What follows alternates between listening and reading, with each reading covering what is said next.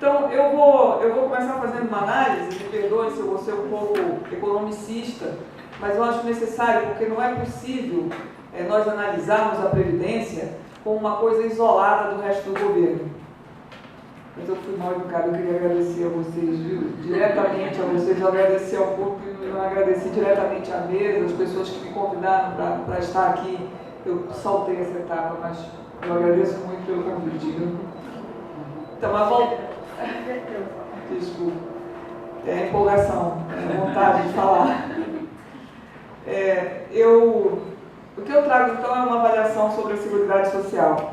E a Seguridade Social inserida no contexto das políticas do governo. Porque eu acho que não dá para entender a Previdência se a gente tiver um olhar setorializado. Nós temos que ter um olhar mais global, mais de universalidade sobre isso. Não que eu possa trazer todas as perspectivas do tema, mas eu acho que eu consigo trazer várias perspectivas sobre esse tema. Então, eu quero começar dizendo para vocês o seguinte: nós tivemos um grande momento no país, que começou ali em 2004 e que foi até 2010. Assim, a gente consegue delimitar bem esse período. Nesse período, as políticas sociais tiveram um papel importantíssimo. Elas não eram apenas um ataque à pobreza e um ataque às desigualdades sociais, que vinha com, digamos assim, o grande ponto alto deste período do governo petista. O governo Lula se notabilizou pelo combate à pobreza. Mas as políticas sociais, além de fazer com que 35 milhões de pessoas saíssem da miséria, elas também se transformaram no carro-chefe da economia brasileira. Certo? Elas eram responsáveis pelo dinamismo da economia, pelo próprio dinamismo da economia. E essa conexão entre benefícios sociais e crescimento econômico foi ímpar na história. Foi singular. Nunca antes havia acontecido isso. Um processo de crescimento puxado pelo gasto social. Um processo de crescimento com distribuição de renda. Isso não tinha acontecido antes no país. E é um fenômeno, diga-se de passagem, não apenas brasileiro. Isso aconteceu em toda a América Latina. E inclusive nos governos de direita da América Latina. Certo? Então, esse não é um fenômeno lulista. Esse é um fenômeno da América Latina nos anos 2000. Se você estuda a América Latina nos anos 2000, você vai ver que a Venezuela, a Argentina, o Equador, vários outros países passaram por processos semelhantes aos nossos e com resultados melhores do que os nossos. Certo? Inclusive, por exemplo, o crescimento do salário mínimo. As políticas sociais atreladas ao salário mínimo. Isso é um fenômeno da América do Sul, especificamente da América do Sul. Mas não importa, o que importa é que nós estivemos no meio desse processo e que ali se conseguiu, através de 3 mecanismos que a gente chama o tripé da política social. O tripé da política social foi as correções do salário mínimo acima da inflação, que se a gente computar de 2003 a 2013, foi um aumento de 70% em termos reais. Então, foi a política de salário mínimo, uma perna desse tripé. A outra perna do tripé são as transferências de renda vinculadas ao salário mínimo, que foi uma das coisas mais importantes dessa política, você estabelecer o salário mínimo como o piso dos benefícios sociais. E a terceira perna, o crédito. O crédito financiando o consumo de massa. O crédito foi tão importante que nós passamos de um patamar de 23% da relação crédito-PIB em 2003 para 57% da relação crédito-PIB em 2014, dados do Banco Central. Então foi uma explosão do crédito, e particularmente do crédito consignado, que é dado aos aposentados e aos pensionistas. Certo? Então, isso gerou muitos empregos formais, esse dinamismo econômico resultou um elevado emprego formal com crescimento do salário mínimo e médio. Então, é claro que não tem economista, nem a direita nem a esquerda, que neguem o fato de que grande parte da queda do índice de Gini, quer dizer, da queda da desigualdade social, derivam do mercado de trabalho, da renda de salários e das transferências sociais. Isso, todos eles são unânimes. Pois bem, esse cenário de bonança só foi viabilizado porque nós estávamos num momento de alta do preço das commodities. Certo? Havia um cenário externo muito favorável a esse tipo de crescimento econômico. E os preços das commodities subiu 100%. Imagina a gente sem fazer nada, tem o preço aumentado em 100% das commodities em média. Isso foi espetacular. E foi um espetáculo para toda a América Latina. De novo, volto a dizer que isso é um fenômeno bem da América do Sul. Então, nós tivemos o que os economistas chamam de relaxamento da restrição externa. A demanda pôde crescer, ativada pelos benefícios sociais, o crédito e o salário mínimo, e as importações puderam subir à vontade porque nós tínhamos um ingresso de divisas muito grande. Esse ingresso de dólares muito grande favoreceu uma coisa muito importante para a distribuição de renda, que foi o quê? A valorização do real. O câmbio ficou muito mais barato e isso fez com que as nossas mercadorias pudessem ter um preço mais baixo. Ora, se você tem uma inflação menor do que no período anterior, você tem salários reais mais elevados. E isso foi possível porque o câmbio se manteve valorizado por esse período de 2004 a 2010. Então, o câmbio fez também um papel de distribuição de renda, certo? Porque ele evitou a subida dos preços. Embora a gente tivesse o encarecimento dos serviços, que são o que os economistas chamam de non-tradables, quer dizer, você não comercializa com o exterior, então eles não passam pela competição com mercadorias estrangeiras, os serviços eles são ofertados apenas no patamar nacional, eles subiram de preço, mas eles tiveram essa subida compensada pela queda dos preços dos industriais, dos bens industriais, de tal forma que a gente equilibrou uma inflação ali abaixo de 6% por muito tempo. Né? Então nós vivemos um período de alta de demanda, redistribuição de renda, com baixa inflação, dívida externa negativa, nós fomos credores da dívida por muito tempo, certo? E subida de salários, espetacular o cenário, favorecido por um momento externo particular, um ciclo de crescimento de preços das commodities. Então, é um fato de que nós tivemos duas coisas que não aconteciam há muito tempo na América Latina.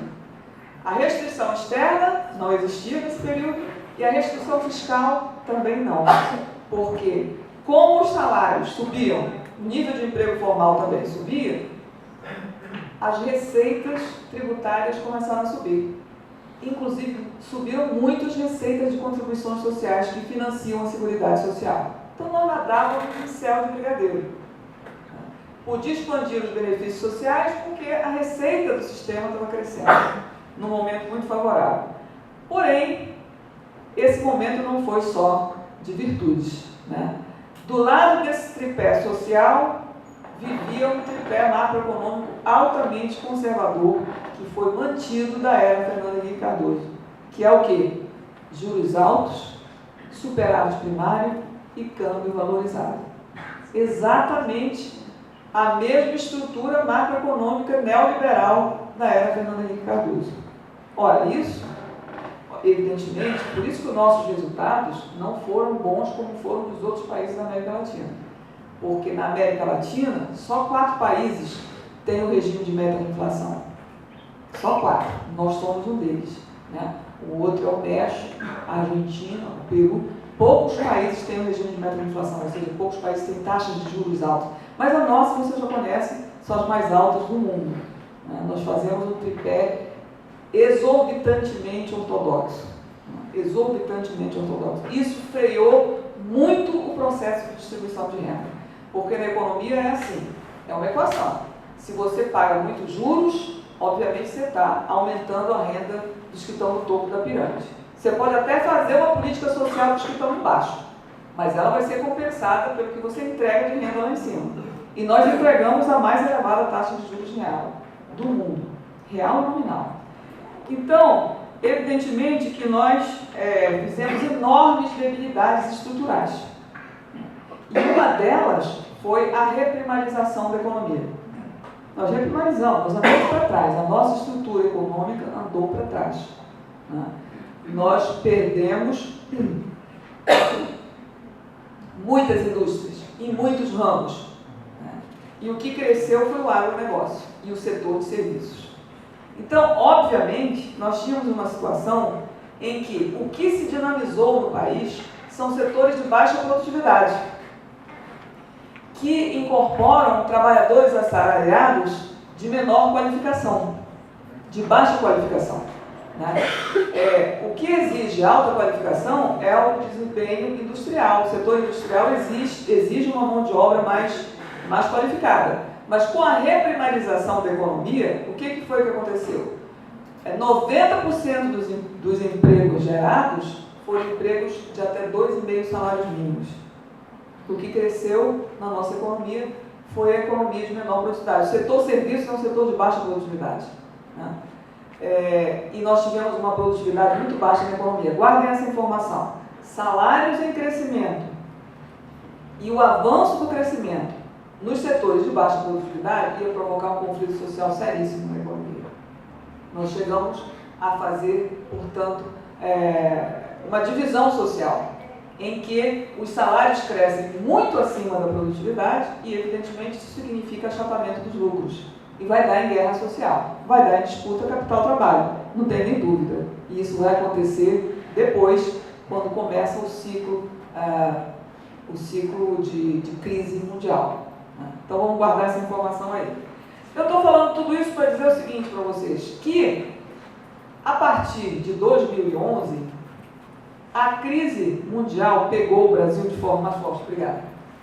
A crise mundial pega o país de uma forma muito mais violenta. Nós já tínhamos pegado essa crise em 2009, mas a reação do governo em 2010 será inesquecível. 2010 foi um ano ímpar. Ali em 2010, no último ano do governo Lula, a reação da Fazenda e do planejamento do Banco Central foi impressionante. A taxa de juros caiu, os bancos públicos entraram para dar crédito ali onde os bancos privados não queriam dar crédito, então o governo entrou com o BNDES, Caixa Econômica Federal, Banco do Brasil. Nós tivemos também um forte apoio do crescimento da Petrobras, os investimentos da Petrobras subiram muito. O governo resolveu investir demais no PAC, certo? Então há uma reação contrária à tendência mundial, que era de crise e de desaceleração profunda. E aí, em 2010, a gente faz uma taxa de crescimento do PIB de mais de 7%. Né? Eu estou dizendo isso para poder explicar o ano de 2011. Quando chega em 2011, que assume a presidente Dilma, não tem que falar presidenta, senão ela não gosta.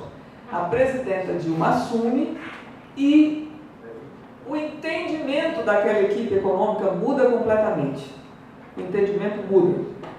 Diante de um cenário internacional em que persistia uma grande desaceleração, particularmente na Europa, e uma queda do crescimento da China, uma pequena redução do crescimento chinês, que é suficiente para nos abalar, porque hoje nós viramos uns exportadores de commodities, né? A equipe da presidente Dilma faz uma reorientação na política macroeconômica e uma reorientação na direção de um conservadorismo profundo e um conservadorismo recessivo. Um conservadorismo recessivo. Se isso não é um pleonasmo, né?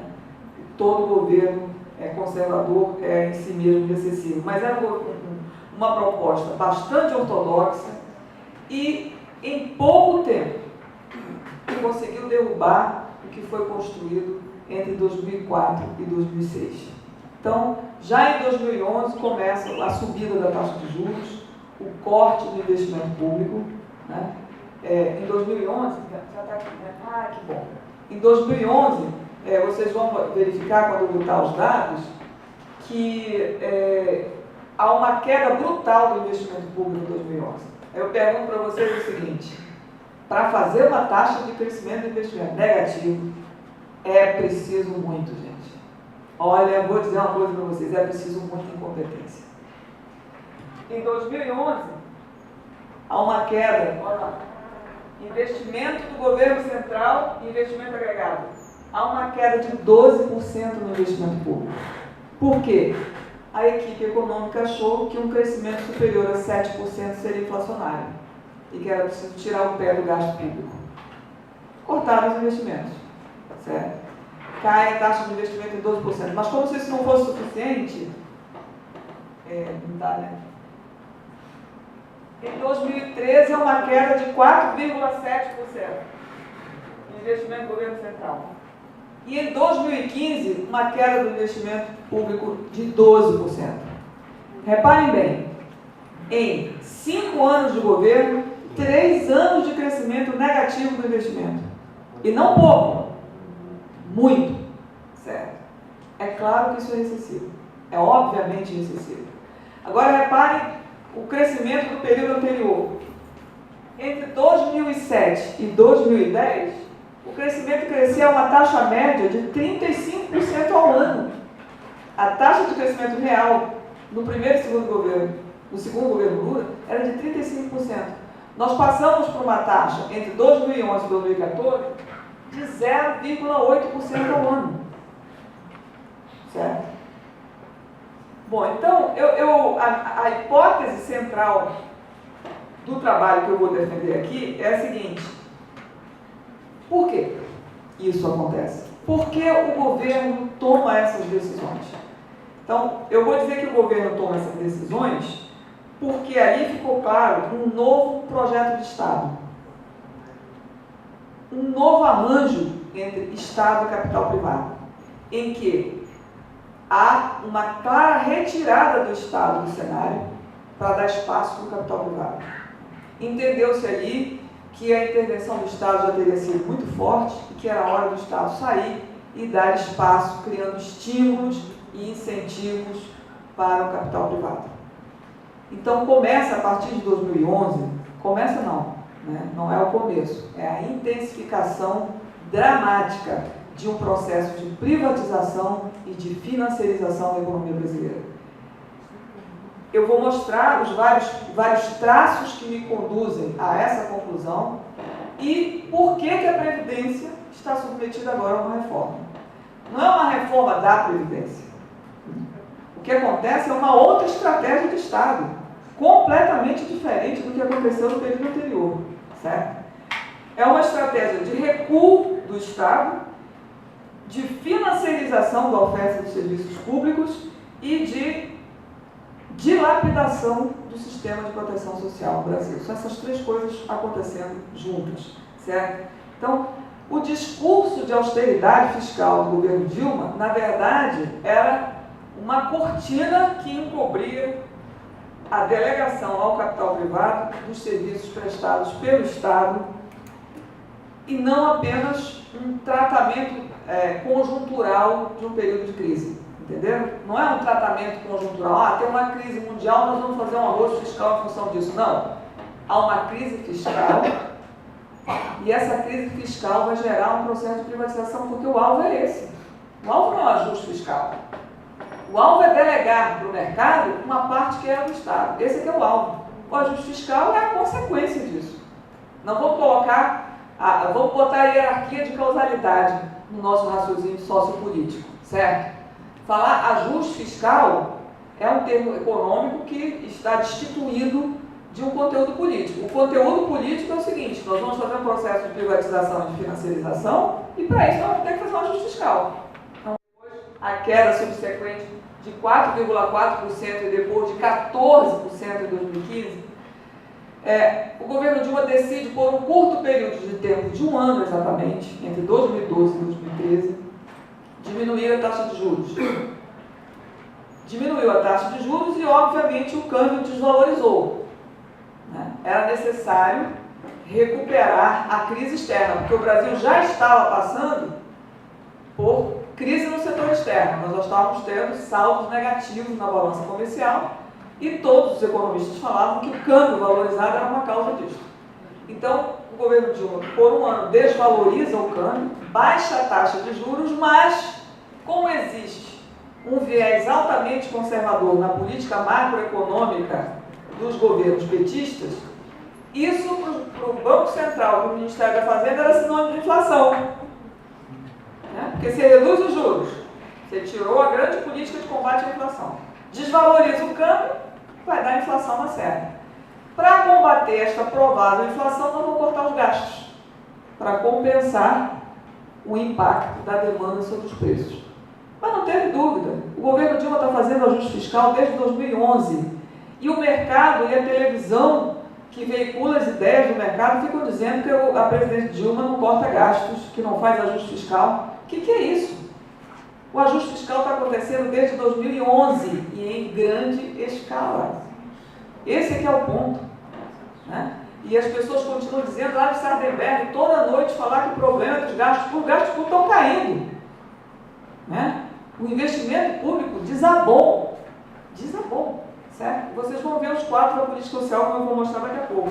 Então, era uma política pensada na prancheta. E claro que isso ia dar em recessão. É óbvio que isso ia dar em recessão. Aí eu pergunto para vocês, a quem interessa uma recessão? A quem interessa a recessão? Por que uma equipe econômica programa uma recessão? E não venham todos querer me dizer, o cenário externo era gravíssimo. É verdade, o cenário externo era gravíssimo. Mas o cenário externo era gravíssimo em 2009, o cenário externo era gravíssimo em 2010.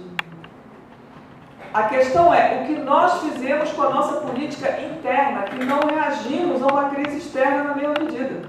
Certo? Pelo contrário, a política de achatamento dos gastos no governo Dilma reforçou a conjuntura externa desfavorável. Então, o que vai acontecer a partir dali? Como eu comecei dizendo, essa política de reação à crise externa, alguns dizem que foi uma política incorreta, foi uma decisão mal tomada, a própria presidente já foi para a televisão dizer, puxa, eu nunca imaginei que a crise de 2011 fosse ser tão acentuada. Quem que esperava, né, que a política de desoneração não fosse aumentar os investimentos? Não é bem assim, né? Aquela equipe sabia o que estava fazendo. Os caras que estão lá são muito inteligentes, eles conhecem muito bem de economia. É que o alvo, de fato, era outro. O alvo era outro. O alvo era desacelerar a economia. E desacelerar a economia por quê? Porque os salários cresceram mais do que a produtividade. Só tem um jeito de você achatar salários, é você desacelerar a economia. Entenderam? Então, a quem serve a recessão? A recessão serve ao capital privado que precisa que os salários voltem a cair.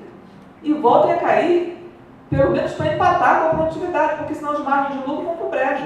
E o Estado, do outro lado, estava tentando assegurar essas margens de lucro. Como é que o Estado, do outro lado, está tentando assegurar essas margens de lucro? Em primeiro lugar, aí começam os traços fundamentais do governo Dilma.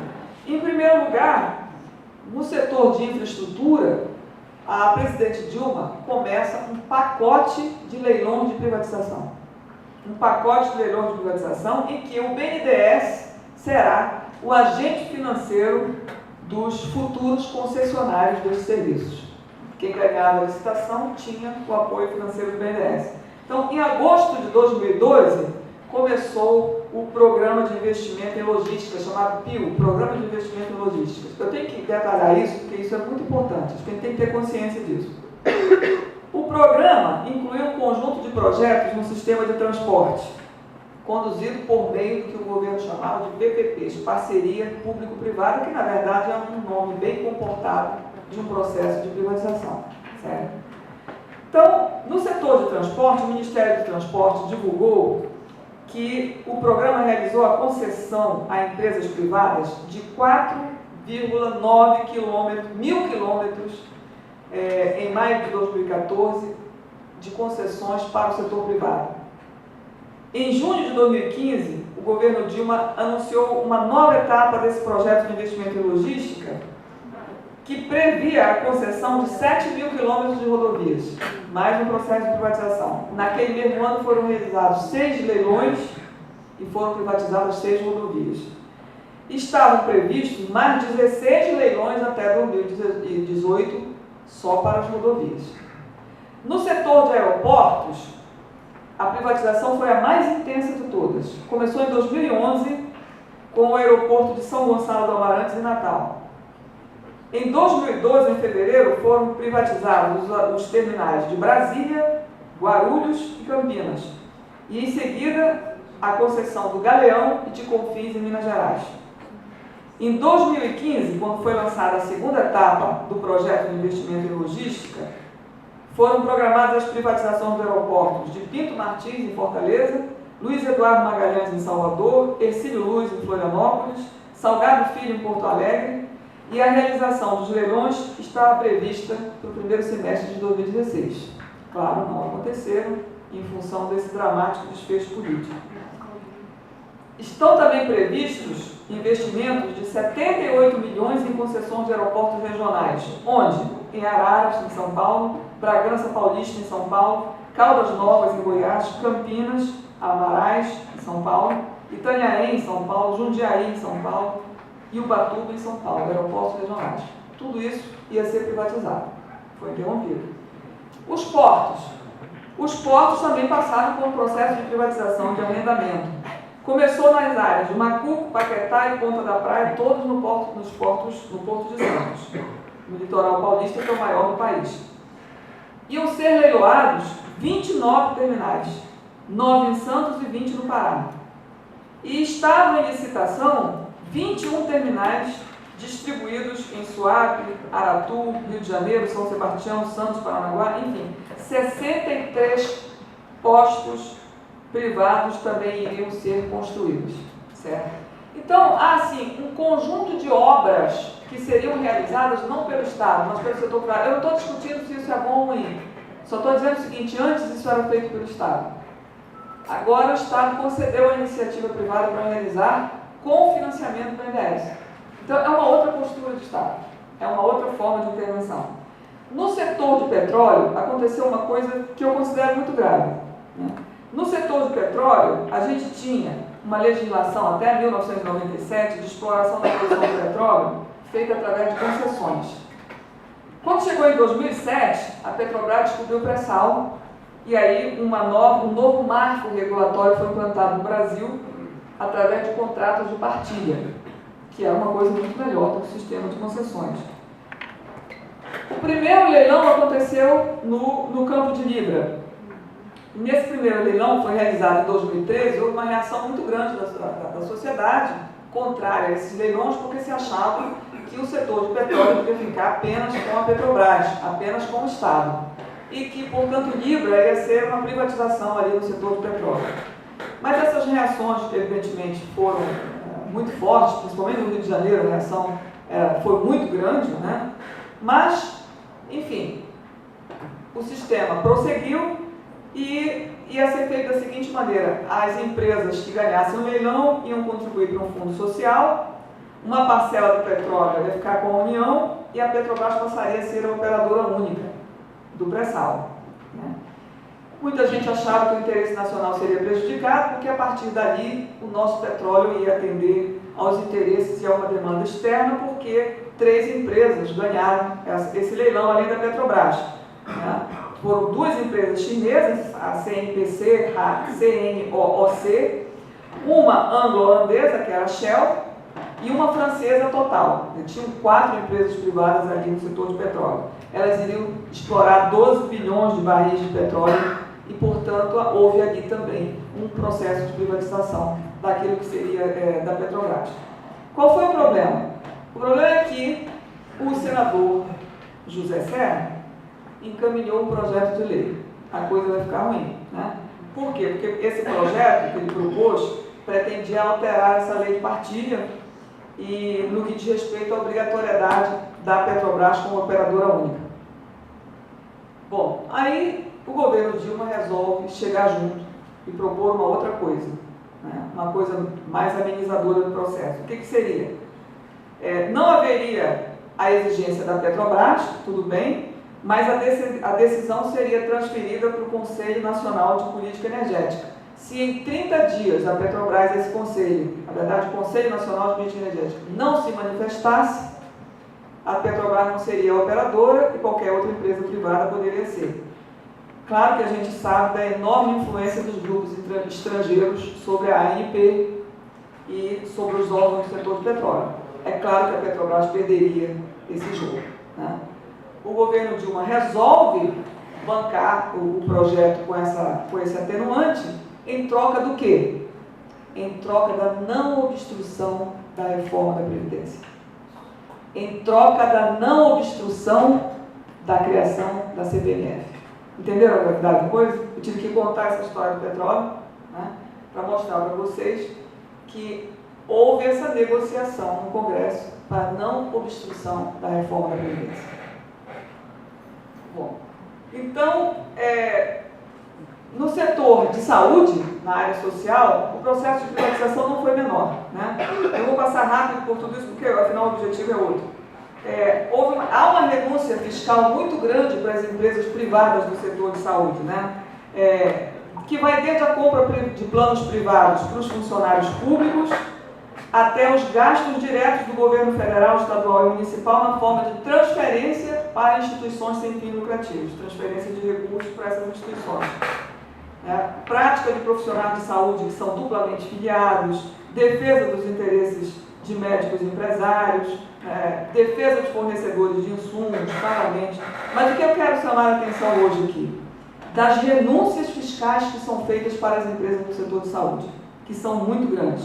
Que renúncias são essas? Elas vão desde deduções dos gastos com despesas de imposto de renda de pessoa física, deduções das despesas operacionais com imposto de renda de pessoa jurídica, dos gastos com assistência médica para os empregados, realizados pelas empresas, a isenção para as instituições de saúde classificadas como filantrópicas e sem fins lucrativos da contribuição social sobre o lucro líquido, da COFINS, do imposto de renda da pessoa jurídica, as desonerações do PIS e COFINS para as empresas produtoras de medicamentos, produtos químicos, farmacêuticos, enfim, há uma enorme renúncia, você pode passar só mais um, que significa que o governo abre mão de recursos que poderiam estar sendo aplicados no SUS para as empresas do setor de saúde. Passa só mais uma, por favor.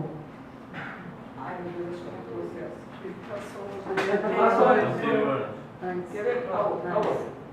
Isso.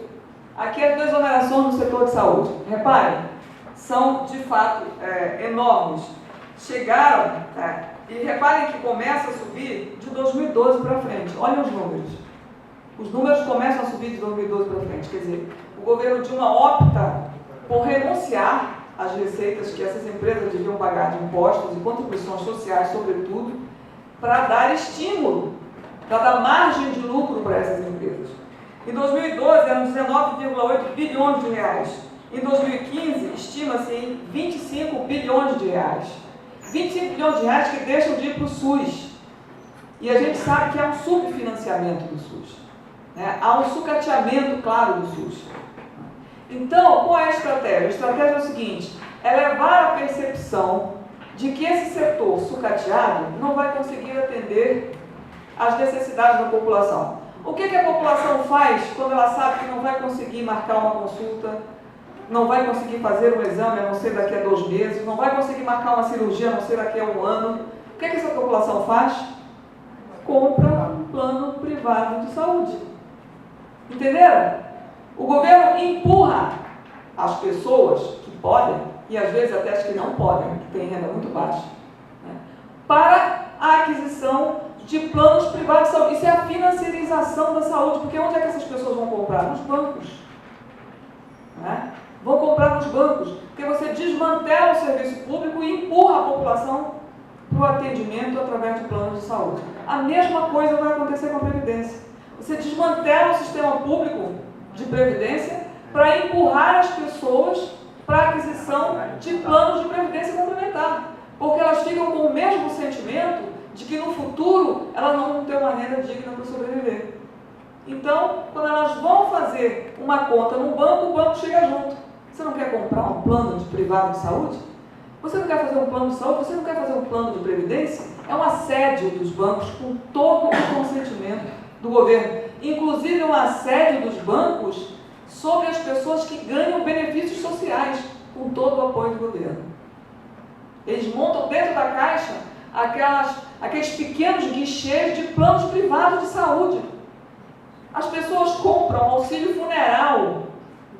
As pessoas compram As maiores bobagens, seguro de vida, porque os bancos assediam ali assim que a pessoa recebe o benefício social. Entenderam? Há uma financiarização. Nem tudo é culpa do governo. Mas o que eu quero dizer é o seguinte, o governo não barra esse tipo de prática. Certo? Ele estimula quando ele sucateia, quando ele reduz os gastos, quando ele reduz o amparo. Ele empurra a população para a aquisição de coisas que ela nem pode pagar. Né? E as famílias vão ficando com a sua renda disponível cada vez menor, porque vão ter que pagar pelo plano de saúde, vão ter que pagar pela previdência no futuro, vão ter que pagar pela escola privada, porque não está sendo atendido no seu direito mais básico de cidadania. Então, é uma privatização. Super disfarçada, mas é. Né? Então, o governo federal patrocinou o consumo de planos privados de saúde para as famílias, quando ele desonera o imposto de renda da pessoa física, quando ele desonera o imposto de renda da pessoa jurídica, quando ele patrocina a margem de lucro das empresas que produzem medicamentos, das empresas que produzem produtos químicos, né? Os produtos farmacêuticos, etc. Tem um estudo que diz que esse sucateamento é tão forte que quando a gente soma as três esferas, União, Estado e município, né, se chega a uma soma de gasto de saúde pública de 3,7% do PIB. Tá? Isso é a metade do que a Organização Mundial de Saúde diz que um programa universal de saúde como o brasileiro deveria gastar. Nós gastamos, por exemplo, 475 dólares per capita com saúde no Brasil, saúde pública no Brasil, quando os países desenvolvidos gastam 2.000 dólares per capita. Certo?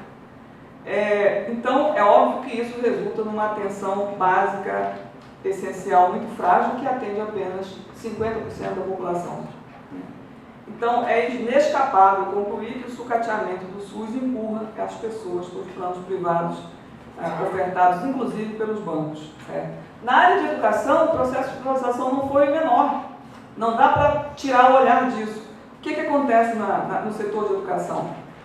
A autorização de abertura de novas instituições privadas de ensino superior, a autorização para ampliação dos cursos nessas instituições já existentes, a expansão do financiamento estudantil através do FIES. O governo, ao invés de abrir uma vaga numa universidade pública, que custa 3 vezes menos do que uma vaga numa instituição privada, prefere colocar o estudante numa universidade privada de baixa qualidade, porque não dá para comparar com as universidades públicas de forma alguma, em que ele já está endividado antes de saber se vai ter um emprego depois de formado. Isso é o FIES, certo? Com taxa de juros altíssima. Isso aconteceu nos Estados Unidos, os estudantes estão numa revolta terrível, inclusive essas eleições, não sei se vocês perceberam, mas o candidato socialista é essencialmente apoiado pela população jovem, estudantes que estão completamente endividados porque tiveram que tomar empréstimo para fazer seus cursos superiores. Certo? E o FIES é uma cópia disso. O ProUni não é diferente, porque o governo concede uma bolsa para um estudante frequentar uma universidade privada. Essa bolsa pode ser total e parcial. E mais do que isso, além do governo ocupar a capacidade ociosa dessas universidades, ele ainda dá isenção. Ai, que pena, não comecei nem a falar da previdência. Ele ainda dá isenção de tributos para as empresas da área de educação que adotarem o ProUni. Foi a extensão de uma transferência de renda para populações carentes e vulneráveis e a ampliação da cobertura previdenciária. Foi basicamente isso que aconteceu. As pessoas passaram a ter uma renda mínima, que se chama renda mínima de cidadania, né? E houve a incorporação de um grande número de trabalhadores amparados pela Previdência. Isso significou a incorporação no mercado de consumo de massa de 30 milhões de pessoas. Isso fez muita diferença. Né? Mas o governo privilegiou as transferências monetárias de renda em detrimento da oferta de serviços públicos não mercantilizados, como é o caso da educação, da saúde, da habitação popular e do saneamento básico. Por quê? Porque é mais barato. Um governo que é prisioneiro de metas fiscais vai preferir transferir renda porque é muito barato. É menos de 1,3% do PIB. A educação é muito mais cara. Saneamento básico é muito mais caro. Então você consegue fazer uma política precária, uma política social precária, gastando pouco e ficando dentro das metas fiscais. Mas, de fato, esses gastos cresceram muito, mas eu quero mostrar uns dados para vocês observarem o que foi a política social. Você pode mostrar mais um? Não consigo falar assim, mas deixa eu falar aqui. Vejam bem o que está nesse quadro. Assistência. Não, eu até tenho gráfico. Eu acho meio arrogante falar da minha. Não é não? Eu acho que parece que a gente desequilibra o jogo. Sei lá, não sei. Não, desculpa, eu agradeço a oferta, mas acho que vai dar. Os gastos com assistência social, como vocês veem nesse gráfico, nessa tabela, eles passam de uma média de 0,7% do PIB entre 2003 e 2006 para 1,2% entre 2011 e 2014. Quer dizer, aumentam os gastos sociais, sobretudo os gastos com Bolsa Família e MRV, né? Oh, meu Deus. RMV, cabeça de economista, troca até as siglas. A renda mensal vitalícia, né, que é paga à LOAS, né, que concede um benefício básico para as pessoas que são deficientes e pobres e para os idosos pobres, certo? Se eles forem muito pobres, eles vão receber esse benefício. E também o Bolsa Família, que é um benefício básico de valor muito baixo. Então é isso que está escrito aí como assistência social. Repare a Previdência. A Previdência não aumenta muito não. Se mantém ali no 8,6% do PIB, a taxa média anual desse período todo. Agora olha o setor de saúde. O setor de saúde conseguiu diminuir o gasto com saúde. O governo Dilma conseguiu levar o gasto com saúde para 1,5% do PIB. Ele já foi de 1,7% do PIB entre 2003 e 2006. Houve um retrocesso no gasto com saúde. Olha a educação. A educação melhorou, Denise. De fato, passou de 0,7% para 1,2% do PIB. Mas reparem que o que se gasta com educação, 1,2% do PIB, é a mesma coisa que se gasta com assistência social, 1,2% do PIB. Tem alguma coisa errada com a política social desse país. Entenderam? Tem alguma coisa errada. O gasto com educação é obviamente muito baixo. Obviamente muito baixo. Com todo o esforço que foi feito, não foi muita coisa, certo? O gasto com saneamento básico é o pior de todos, né, irmãos? Vocês veem que ele é 0,01% do PIB. Eu tive que abrir mais uma casa decimal para ele entrar aí. Senão ele não entrava na tabela. Precisou de duas casas aí para ele poder entrar. De tão baixo que é o gasto de saneamento básico. Então, reparem, por que o gasto com transferência de renda é prioritário? Porque ele é focalizado. Ele é um gasto focalizado, ele não é um gasto universal. O gasto universal é muito elevado. Ele vai focar nos mais pobres, nos mais carentes, quando ele deveria ser um direito de todos. Então, é uma política focalizada, a política do Banco Mundial. A nossa política, lamento dizer, a nossa política social, que a gente tanto festeja, é a política do Banco Mundial. É a política do Milton Friedman. Milton Friedman propunha. Você que é Milton Friedman? É um economista ortodoxo, monetarista. Ele propunha, olha, tem que dar uma renda mínima para os pobres para dar o mínimo de calma social, a paz social. Se você não der isso, não vai ter jogo. Então, ganhou um amplo... Está ganhando terreno uma tese que eu digo que surgiu ali na Praia Vermelha, na UFRJ, no serviço social da Praia Vermelha e na economia da Praia Vermelha, da UFRJ, que é o argumento da financiarização da política social. O argumento de que esses benefícios sociais, na verdade, serviram como colateral ou como garantia para a tomada de crédito. Hoje, o que acontece? Os bancos são grande parceiro do Estado. O Estado concede benefício social e o banco entra com crédito logo em seguida. Por quê? Porque as pessoas têm que comprar tudo, está tudo privatizado. As pessoas têm que comprar plano de saúde, têm que pagar a educação, a renda disponível fica muito baixa, a pessoa começa a se endividar. Mas, para isso, foram criados vários serviços financeiros, inclusive proporcionados, impulsionados pelas próprias centrais, que eu nem sei se tinham consciência de que isso ia acontecer, certo? Mas o que foi o crédito consignado? O crédito consignado se transformou na grande estrutura de endividamento dos aposentados. O crédito consignado e o microcrédito entraram dentro da faixa da população de baixa renda e transformaram a vida das pessoas no inferno. Hoje, e sem falar no projeto de inclusão bancária, além do microcrédito e do crédito consignado, o projeto de inclusão bancária era para pegar as pessoas que ganham Bolsa Família.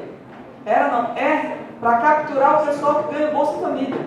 Entenderam? Então é isso que a gente está chamando de financiarização da política social. É uma estratégia entre os bancos e o Estado novamente, certo? Então o Banco Central diz que no início de 2005, o comprometimento da renda familiar com dívida financeira era de apenas 18,3%. No final de 2014, 50% da renda das famílias brasileiras estava comprometida com dívida. Então, reparem, quando o Estado não proporciona a oferta de serviços públicos não mercantilizados, a população acaba se endividando para conseguir isso. Então, é uma estratégia. Eu quero dizer para vocês o seguinte: há uma estratégia que envolve um projeto de poder, de partilha entre Estado e setor financeiro, bancos. Essa é a grande característica dessa fase, certo? Aí vamos rapidamente, eu sei que falta pouco para mim aí, a política de renúncia fiscal. O que faz o governo? Para estimular o setor produtivo e o setor financeiro também, mas principalmente o setor financeiro foi todo beneficiado com FIES, com crédito consignado, etc. Isso aí tudo estava favorecendo os bancos, né? Plano de saúde, etc. E, tal, e a Previdência, que eu vou chegar lá. Vamos para as desonerações. Uma das estratégias fiscais mais importantes do governo Dilma foram as desonerações. Corte de gastos, do lado dos gastos, e desoneração do lado da política tributária. Qual era a intenção da desoneração? A intenção da desoneração era ampliar a margem de lucro das empresas, que estavam vivendo uma concorrência terrível com a competição internacional, certo? Então, como se deu essa renúncia? Você pode passar então mais um? Essa renúncia se deu nas seguintes proporções. Olha essa coluna. Essa coluna que entrou aí onde? Está aqui, ó. Desoneração total, certo? A desoneração total começa a subir a partir de 2011. Não sei se dá para enxergar. Não dá, eu vou falar rápido. As desonerações chegaram ao patamar de 282%. De 282% em 2015. 2015, 282 bilhões de reais significa 5% do PIB, certo? Em 2016, isso vai chegar a 271 bilhões de reais. São renúncias de receita, renúncias de tributos em favor da margem de lucro. Para vocês terem uma ideia, em 2015, o total da desoneração de 282 bilhões de reais é equivalente a tudo que o governo gastou em saúde, 93 bilhões, educação, 94 bilhões, assistência social, 71 bilhões, transporte, 13,8 bilhões, ciência e tecnologia, 6,1 bilhões. Se você somar tudo isso, é menos do que o governo abriu mão de receitas tributárias de 282 bilhões de reais. Certo? Agora, olha o resto do quadro. O problema é que essas desonerações caíram exatamente na área das receitas da Seguridade Social, né? As contribuições sociais sofreram uma brutal desoneração. Aí nessas colunas, tem a primeira coluna que está em amarelo, não, está em rosa.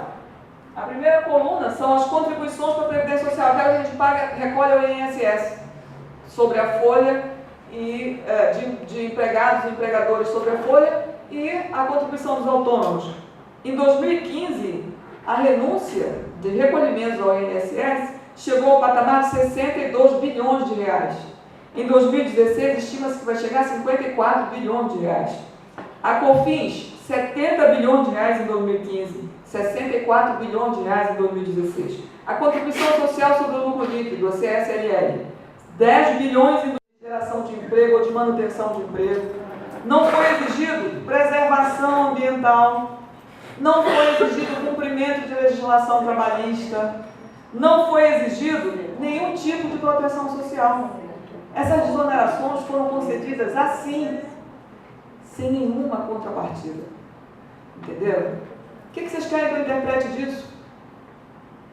O que se pode interpretar disso? Agora, o pior está por vir. Não, gente, a gente tem que fazer uma autocrítica profunda. Nós temos que fazer uma autocrítica profunda. Deixa eu falar uma coisa para vocês.